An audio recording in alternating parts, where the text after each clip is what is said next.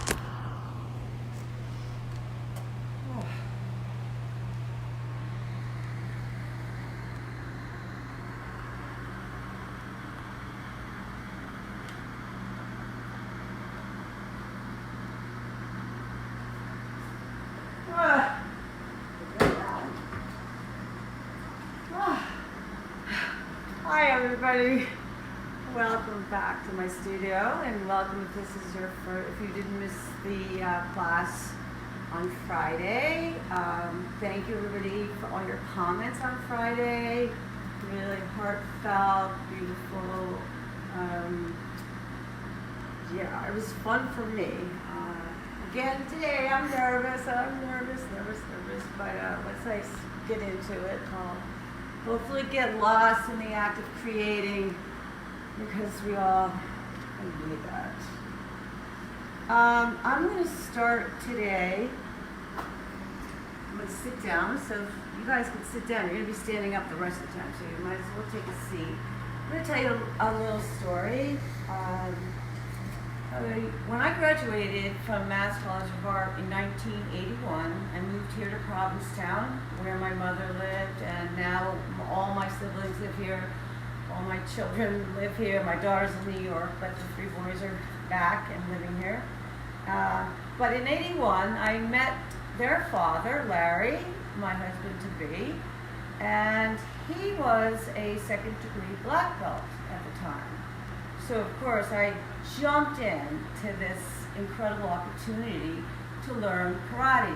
The karate style was Tenchi Kempo Karate, and Norman Armstrong was the main teacher. He came up with this style of karate. It was Japanese and Chinese mixed together, so that hard and soft. It took 4 years to get my black belt. That's working every day, 3 hours a day. We had to learn how to teach a class in Japanese.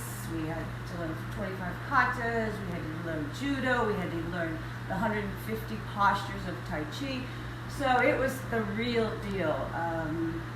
And I learned a lot about myself, and it really helped with my painting. And I'm going to give you an example of one of those things that I learned that I feel is vital in painting and also in my life as a woman. So I decided I would teach a self-defense class to women. And so I put it in the paper, and the big day comes, and now self-defense is very different from karate, very different. But, so I had 12 women show up, and actually this space right here, my studio, was the dojo at the time.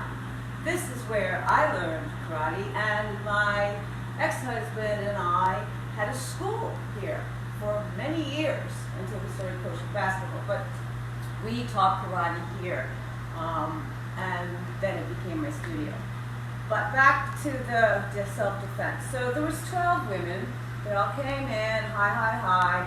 I had them stand up in this very room in a line facing this mirror. The mirror went all the way across at that point. It was a movement center. I have them standing there, kind of at almost at attention. And I said to them that we were going to start with their voice. So to tap into that strength, that core chi source of strength. So I told them that we, on the count of 3, they were going to step forward and throw a punch and make the deepest sound that they could make. Just reach down deep, and pull up all that power that you maybe haven't heard before. So I said 1, 2, 3, and it was hey, or oh, or ah. It was all this from the throat, not from here. It was, I all of a sudden realized that they were afraid. They were afraid of making some ugly, horrible, loud sound. So we practiced that. And I showed them, I'm going to do it right now for you, and it'll take me a minute to get back to myself again, but I do this often in the dunes or in the car, practicing it so that I can access this strength that I possess. So, and I encourage you all to do this with me or after the class, but do it every day so that it becomes something that you can access at any moment. Okay, so here we go. Here we go.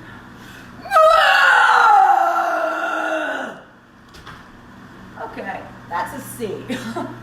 I'm holding back. I guess I'm a little nervous with the audience, but that's about a half of what I really go to. Now,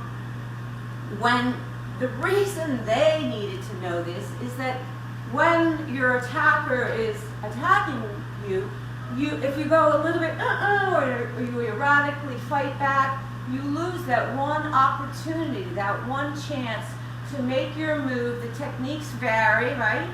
But the thing is that it's that one move to set yourself free. So that was the most important thing I think they learned in here, along with the techniques. And I think it's the most important thing in painting, along with all these techniques. And I want to say that this is only one part of the emotional content of painting. That is at the scale here, right? But over here, I'm going to talk about this next week, is this vulnerable, soft, reflective, just completely vulnerable, and like a child, afraid. So the painting needs that too. Okay, so practice that. Practice that, and next week we'll practice crying. I've cried in here so many times. So many times I've cried in here. We're trying to make a painting, and then it's just, they go out the window sometimes. I was sitting on my mother's deck a couple of years ago, and she paints right in the water, and I'm just sitting out there enjoying myself with my daughter and my family, and I hear her up there painting, and all of a sudden I hear this scream, and out the window comes a big painting into the ocean, boom! And she was so upset that she couldn't get the painting. So believe me, I understand the frustration and how hard it is to stay in touch with your voice and not judge yourself.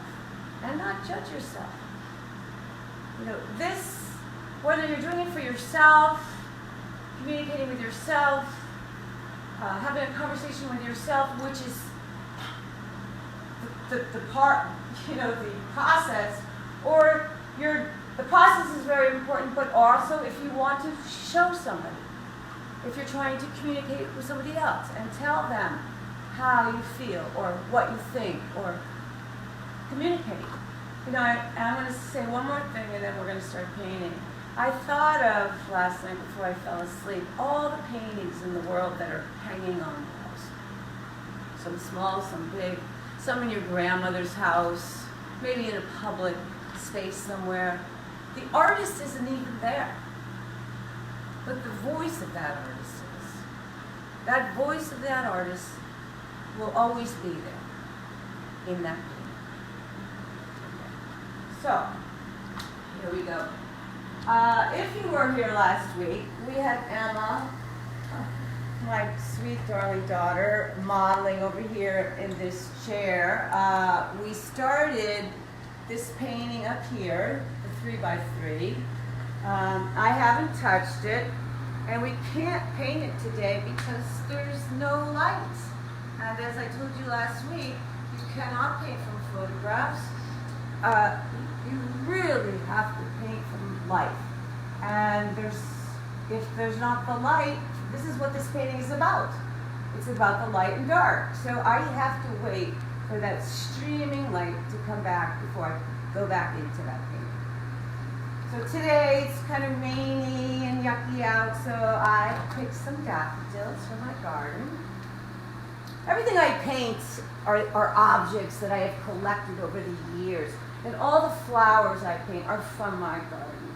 So I have a real personal connection to the subject matter, whether it's the model, which is my daughter, my best friend, somebody that I really care about.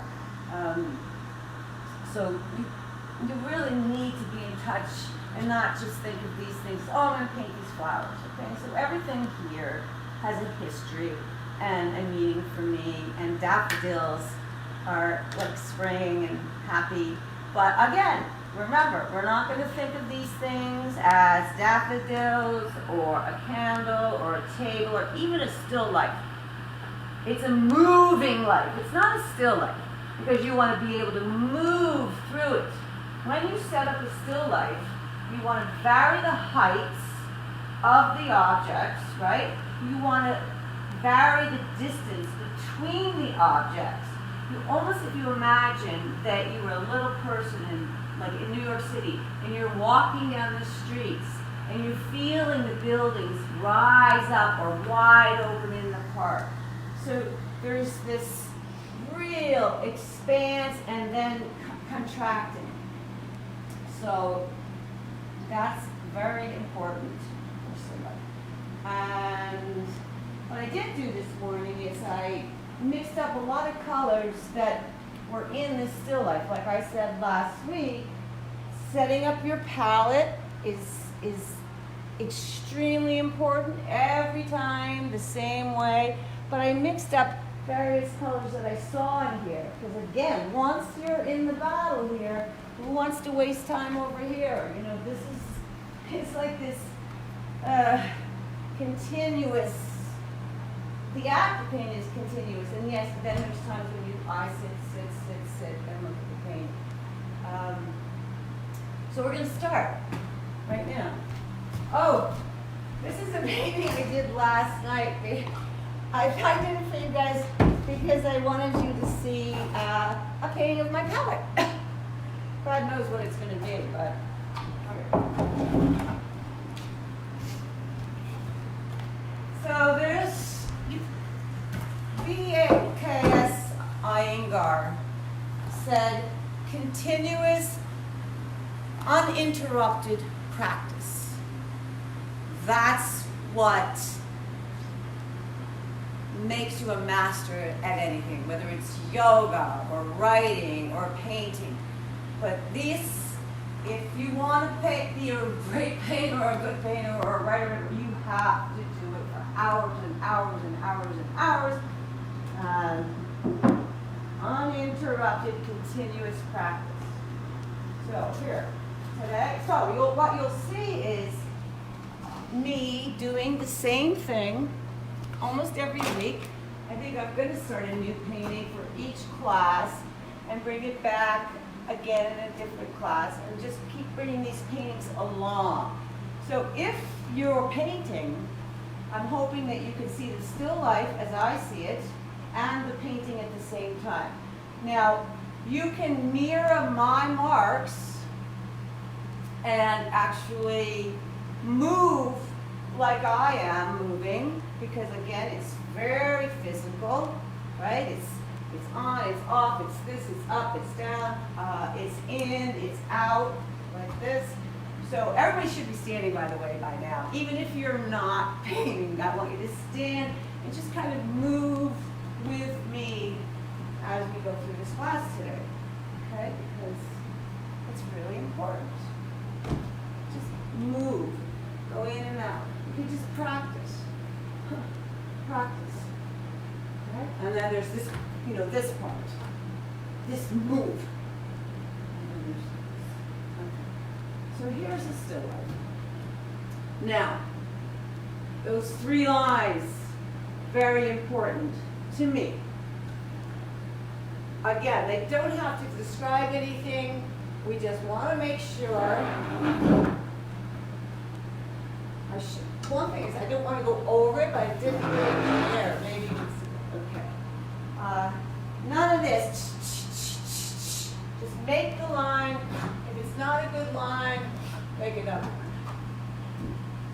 next to it. All right. So this is just a horizontal line, which is kind of representing this candle, or it could be the flowers. Who knows, right? It doesn't really matter. What matters is what's happening here, because all of a sudden I have 2 shapes, right? If I put a line straight in the middle, I'd have 2 even spaces, and the composition would not be very interesting. So these 3 lines are really setting up your composition. Now I'm going to go this way, okay, which I think is the direction of there's just things are moving kind of this way. Again, they may go the opposite way. And then also, now I have these shapes. One more line. Let's see. What am I going to do? I think I'm going to go right here. So that's what I have. So now you see these different shapes. And if you're not happy with these, I'll tell you, this drawing part takes me 10 to an hour to get it right. Erasing, moving, turning this until I really feel like I've got something interesting and powerful to begin with. Because you've got to start, like I said last week, you've got to start with this very firm, strong foundation. All right? So there's that. Now, and again, straight lines, because for some reason, when we make a curve, we get attached. And I sew right now, just paint that flower. I want to get that curve in that table, but I'm going to fight my instincts and hold off. It's kind of like being a horse, you know, behind the gate, ready, ready, ready. You just want to go, but you've got to hold yourself back in the beginning, and then go.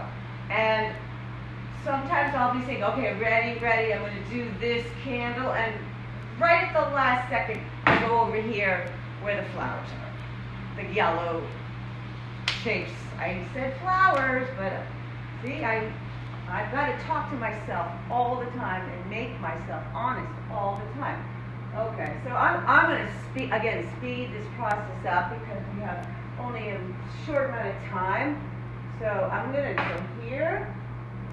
Now, up here, something's got to happen. This guy's saying, what's going on? Me too. Maybe something over here. Bringing that language, because you can't have this time back, ever. This is a moment in time that this is happening. And I can't bring the same energy to it the next set. So every day it becomes a new painting. I'm going to go right in here now and do some curves. The back of the table. Okay, oh, Jesus. As I look and look and look, I see, we keep seeing that curve going this way. Then this curve of the table going this way. Then the curve of this. And remember, I'm going outside this form. I don't know. There's this vase starting to happen over here. Okay, enough.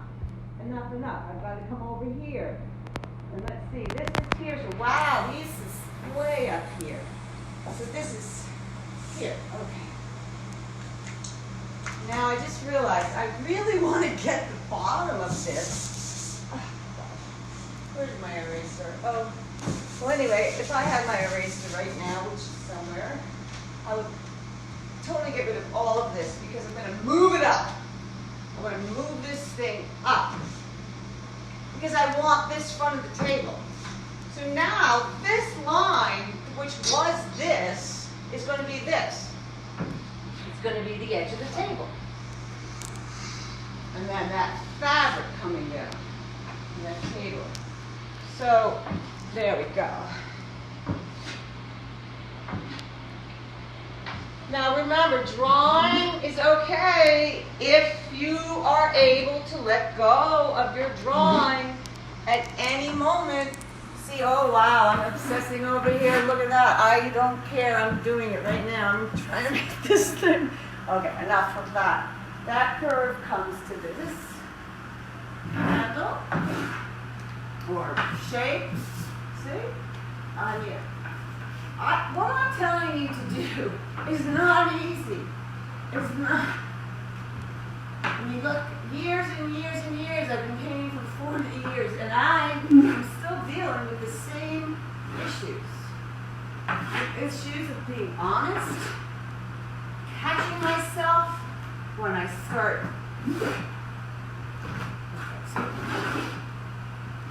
Now these three things right now feel like they're too separate to me.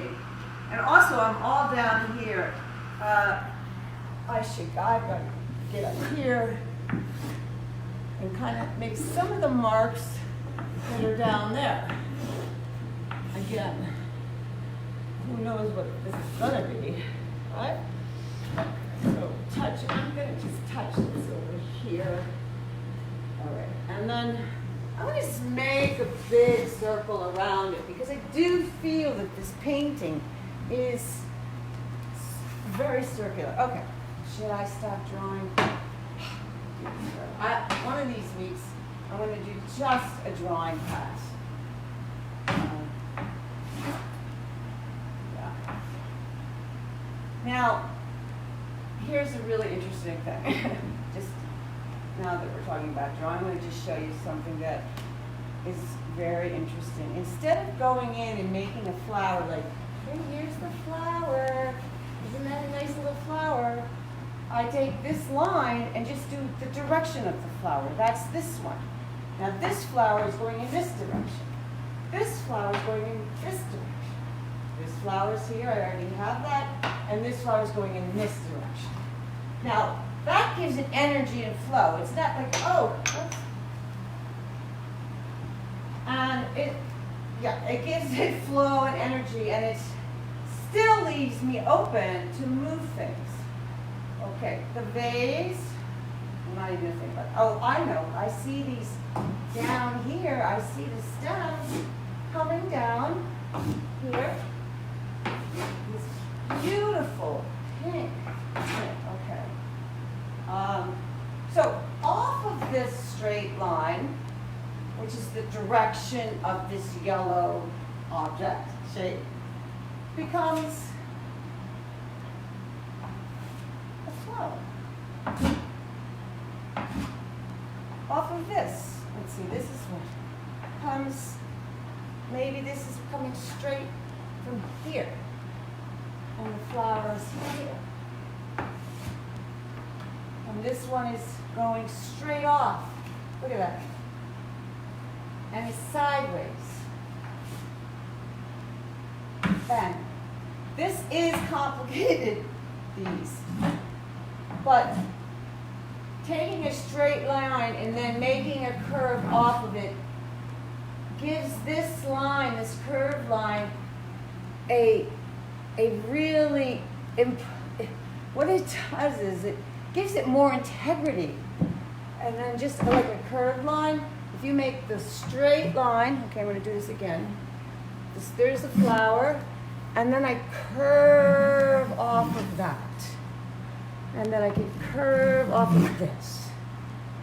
You see, that way there's structure, there's geometric structure, but there's also beautiful organic movement. And whoa, have I been on those flowers a long time, way too long. Okay, let's get this thing. I'm going to start painting in about 1 minute. Now this is boxed in. This does not have to be right here. You have to be, like, I'm going to move it right now. It should be down here. Okay, it's going here.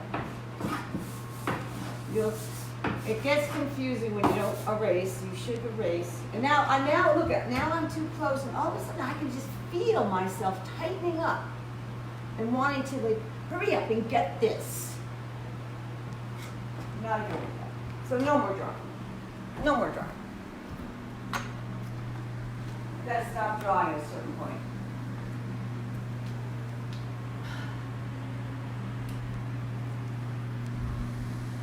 All right.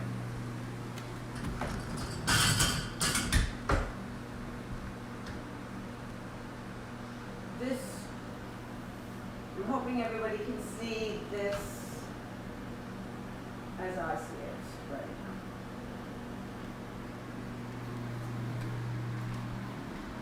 now. I'm bouncing around. My eye is bouncing around because I'm about to go in with color. And I don't know if I spoke about this last week, but a limited palette for each painting is, again, I know I said that. You don't want every color in every painting. And I'm looking at this right now and I'm feeling that this painting is going to be basically about orange and green. And saying that the flowers are orange, the candle's orange, the drapery is orange, and then there's the green things all around it. there's some sensibility of those two colors. So I'm going to stay within that range. Okay, first mark, always the most fun. Always the most fun. Remember, I am painting with wax, again mixed with the paint, but I think maybe next week I'll just use oil paint just to show you that it acts a little bit differently. All right, let's see what we're gonna do here. First thing, last time I started with dark, so this time I'm gonna start with white. And don't ask me why. It's just an instinctual thing, and that's why the practice is so important, because these basic. Okay, so.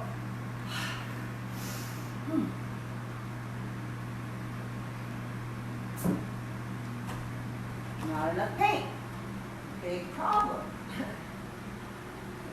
How can you get, oh God, I ripped this paint up here today. I have so much white. I put it in this big thing here. I don't have a clean palette knife on my studio. Today I was looking for a piece of charcoal, and in this whole studio, I couldn't find one piece of charcoal. I mean, I went through all this, and all of a sudden, I'm like, I find this one little piece of charcoal, which now is sitting right here. Dependence on tools. Okay, here we go. Okay, I'm going to make like those 3 lines, I'm going to put 3 lights down. I do this so that I can, again, see what the composition is going to be like. Okay, this goes all the way. Okay, now, right away, I'm going up, back. So I don't want to consider this a background. All this is as important as this. Difficult. Let's see. Let's try this color. I think this might really. Let's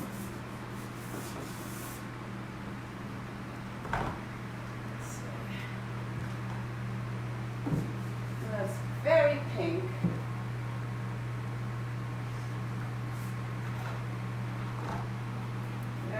Now I'm going to take this pink and just change the color just a little bit and put some pink over here. I don't even see it here, but I want to get that pink so that so it starts, they're talking to each other, right? Like, oh wow, I have a friend over here, it's close to me. So you notice in my whites too, this one should be a little bit different. I'm going to do that right now. When you see something that's not right, I suggest highly that you don't say, oh, I'll get to that later, right? I'll get to that later. Because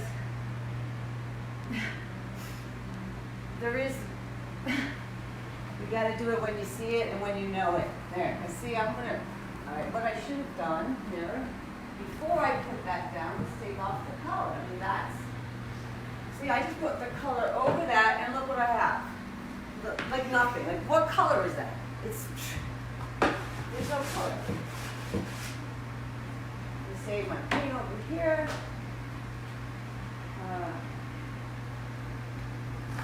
So I want to make this a little bit, you know what, I'm going to make it yellow. That's what I'm going to, even yellower than that. Yeah, because it has a, I don't know, maybe it should be blue. No. Green.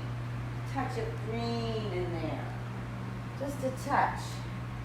Just remember, this is the light. It's still the light, but what color is this light? Because I want this light to talk to these other lights. Okay, and that's pretty good. That's pretty good because you know, this also has some of this in it. So now we're starting to move around here.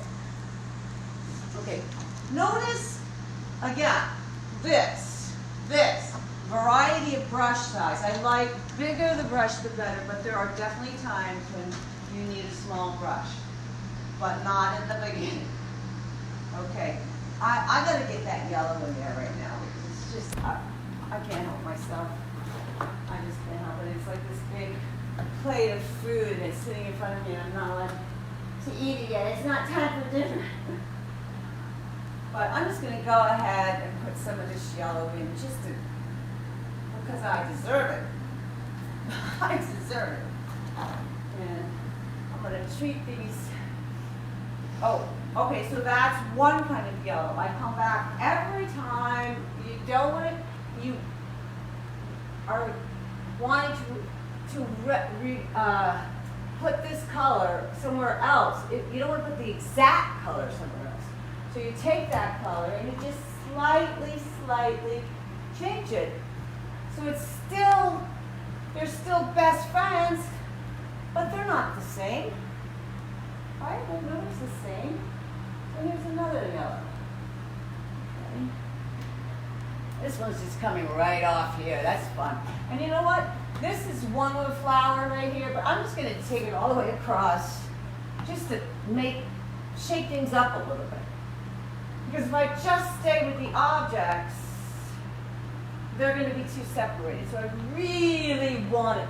It's like a weaving. I'm going to weave this together. Okay. So we have that with that. A little more. Let's see. I might as well get up here because we aren't up here yet. I'm going to put yellow up here too. I guess this painting is not orange and green, is it? Maybe it's just yellow and green. Right now on this edge, I'm making the same marks that I'm making on those flowers up here. Okay? Because I want the same language, again, to go throughout. And not have this up here be some afterthought. And now I'm going to attempt to put some color next to that. Let's see.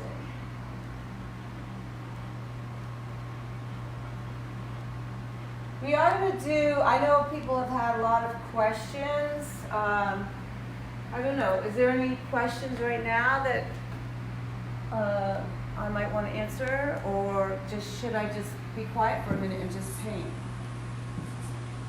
Somebody tell me what to do.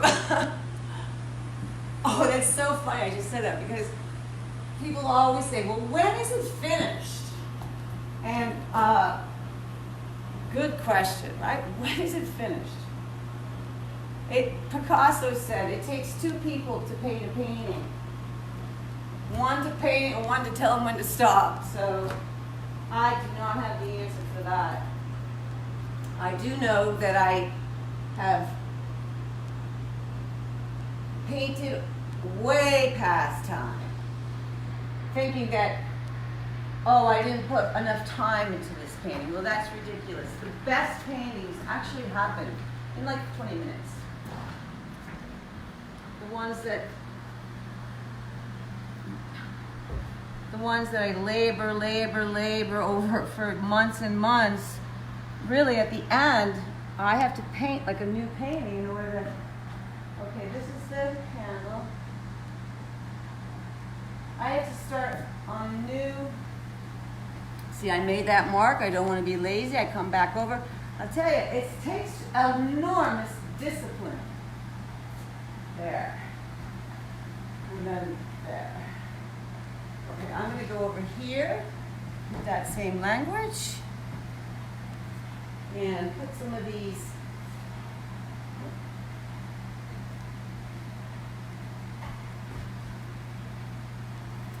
green shapes, the stems.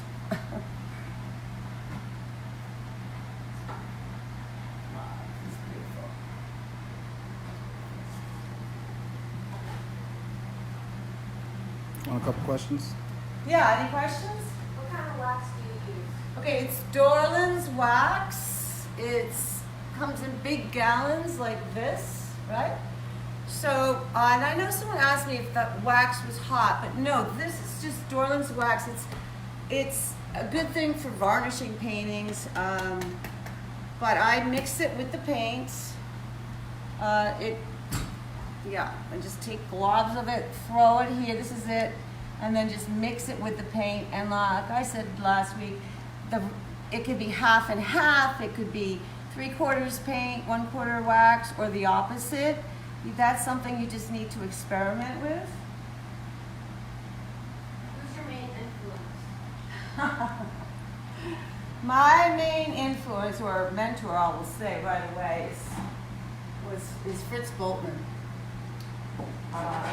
And I will be telling the story of him. I have 3 mentors I've had in my life. I think mentors changed my life. They shaped me. I love being a student, and I was lucky enough to study with Fritz Boltmann, whose work has influenced mine greatly. But remember, I never took a painting class. I've taken one in the past 20 years. So how I learned to paint was by looking at other painters. I think the first painter that I love, had this mad affair with was Milton Avery. Simple. Getting. Oh my God. You know what I need? I need bigger shapes here. I don't like all these spots. What color is that? Okay, let's move to the green. Now I just said that, and now I'm going to another object. Actually, it was Picasso who said too that painting is just filled with contradictions. I quoted him last week without naming the source.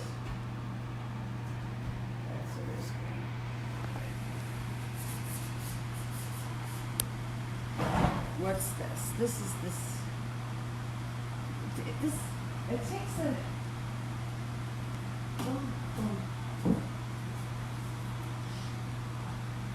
See, now I didn't mix that up, so here I go. It's just, I'm kind of rushing it.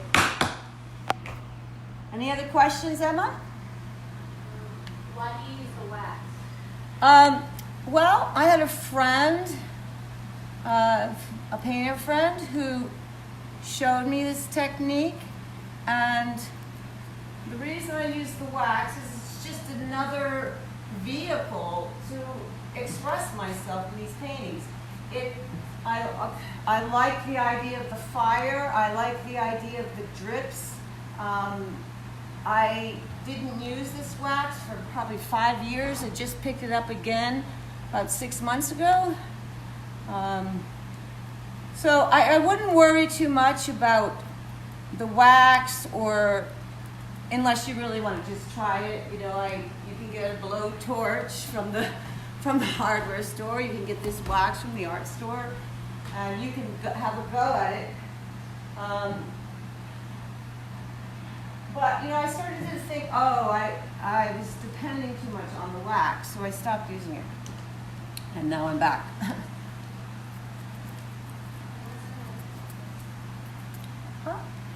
Very good question. In the spectrum between impulse and constraint, what percentage is each?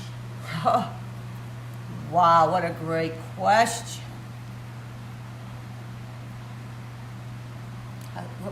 My gut feeling is 50-50.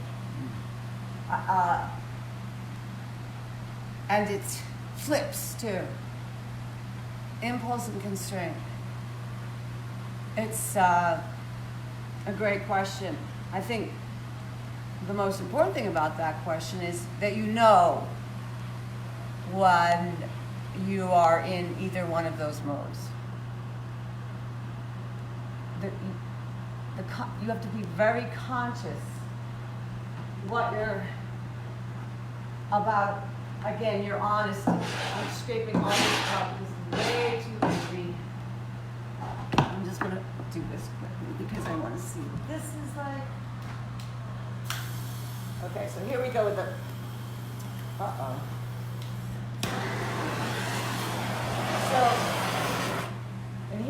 here's why I like the wax. I'm going to use a different color. I have a new one. There goes the paintings. They fall down all the time. Using the wax, it's just fun. See, it moves, it drips. See how that works?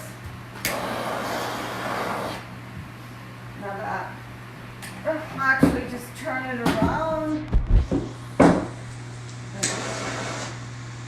Let that drip a little bit.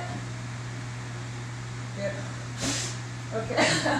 Like I said, when I'm painting on these huge boards and it catches on fire like that, I have to throw it on and stomp on it. Okay, so that, see, it's nice, okay? It starts to move more.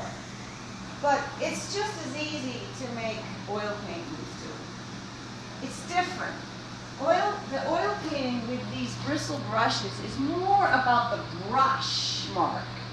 The brush mark doesn't show so much as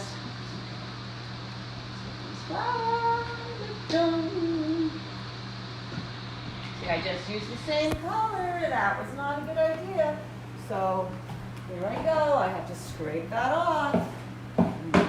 Color back. See how the drawing is just disappearing. That drawing is, I'm not even thinking about the drawing anymore. The drawing is really just getting to know the canvas and the sense of what the composition is. And I don't like this either. I like that mark.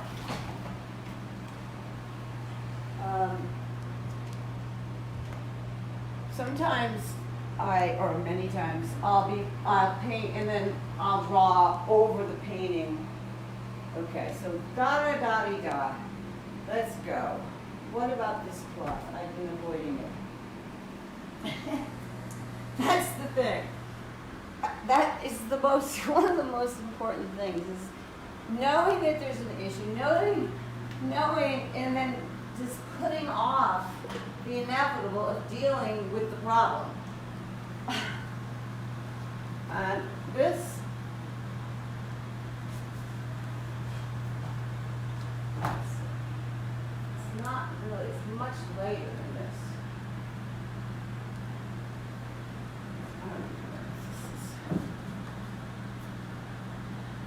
It comes over the sticky, this cloth. I wonder why I'm hesitating to make that color. I'm trying to make it, it's very light and orange and beautiful, but in this painting I'm feeling it might be too much. So that's the wonderful thing about painting. You can do whatever the hell you want to do. This is your world. This is the chance for you to express yourself, go where you've never gone before. You know, you don't have to get on a plane or a boat. You just have to get in your studio and wow, what a journey. Every day. Every day. It's a lot of, oh boy, this is so beautiful, but I'm not getting it. Okay, so now I really need to get this bump, bump, bump. These brushes are too far away. They should be right here.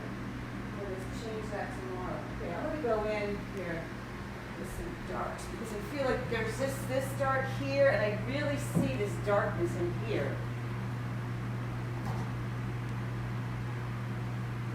I'm going to try to get this over here. Okay, so again, I'm trying to make a stem without making it, right? Make a flower without making it. Trying to let it just come. You know, and it's on and it's off and it's on and it's off. This is terrible. Okay. The thing is that every mark you make is history on the canvas. So this is there. I'm not going to take it off though. But I still need to go backwards. The color that's wrong. It's the color. That's the other thing. The color. Color is a very hard thing to teach. It's a personal very personal. And it's interesting, people say to me all the time, well, I said, well, what do you love? What do you like? And they said, I don't know what I like. I don't know. And I said, well, what color is your car? Open up your closet. What colors are in there? What's your bedspread look like? That's what you love, right? Of course, the idea is to use things that you love, but like a fine scotch or something, you may have to just get used to it. Try new things, and then so I'm getting off this, and I'm going over here. There's this green thing, and it's so pretty, and it's blue, and it's coming up like this. Any other questions going on out there? Where do you get your paint? I get it from Providence at the, it used to be Utrecht. Now I'm going over. But now it's Dick Blick, which I think they're all the same thing. But I used to, I was up there about 2 months ago with my mother because I like to get into the store. I don't like ordering things online. First of all, I don't know how really to do that very well. But also I want to see the colors. I'm going to hold them. All this paper I just got a couple of months ago. I'm planning on doing some collage work. So I want to see and touch the materials.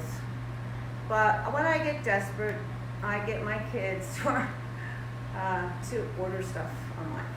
So I think Jerry's catalog also is a great source. Okay, I'm going through this here. See, these are all the same colors.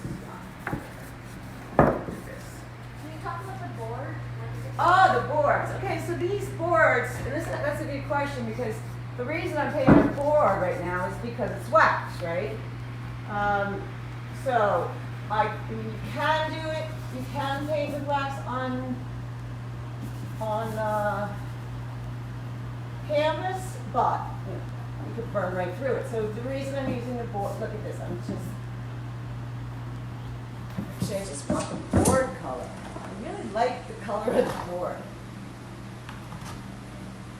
What was the question again?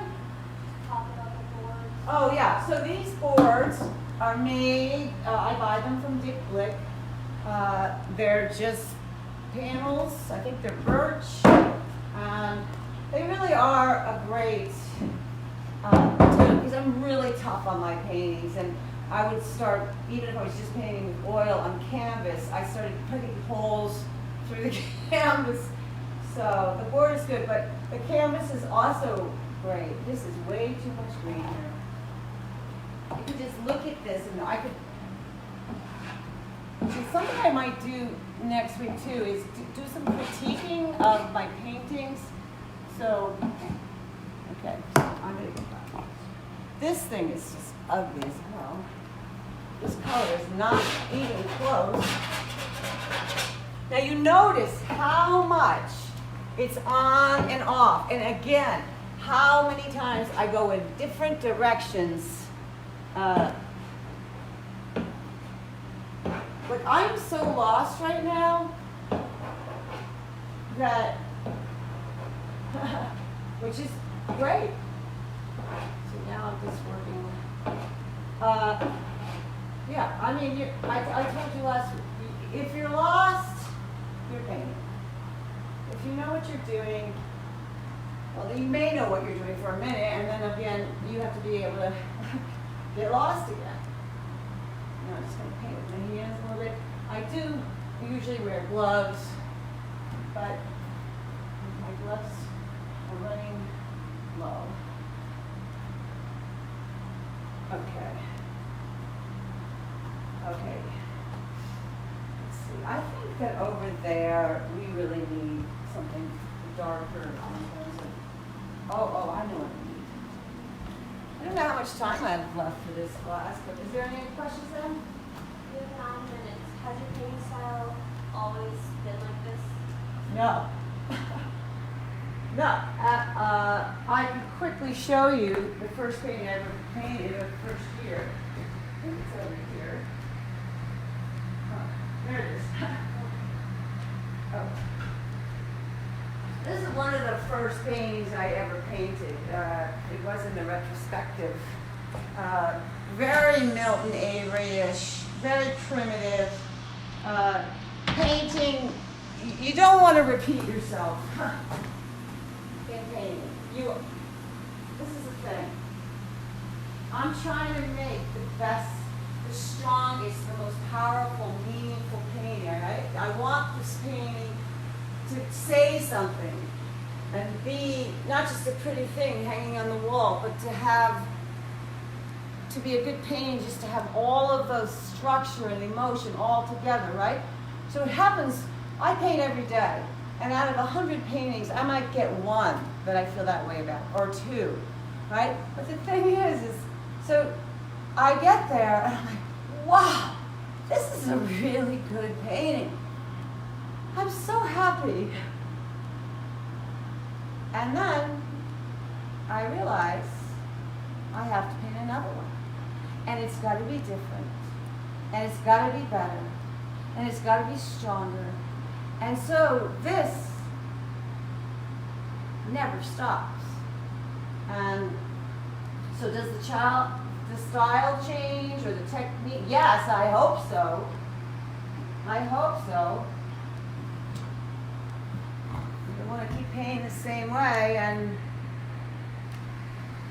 How do you stay loose on small paintings? oh, so easy. I was just doing it this morning.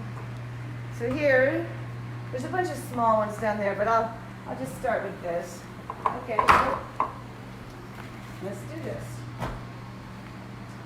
So there's just a quick little sketch I did of my daughter, and I hold them in my hand. I love painting small paintings and really large paintings. The hardest paintings to paint are actually easel size, like the 24 by 30, because, I don't know, they're just harder to paint for me. But how do I paint this? The same exact way.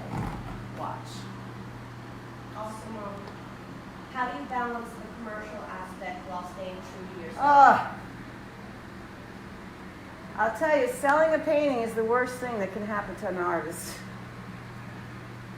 That's a voice that gets added on to already a very, see how I just do the same thing? I'm just making this up right here, this figure. How do you balance it? You know, that's really, again, a great question.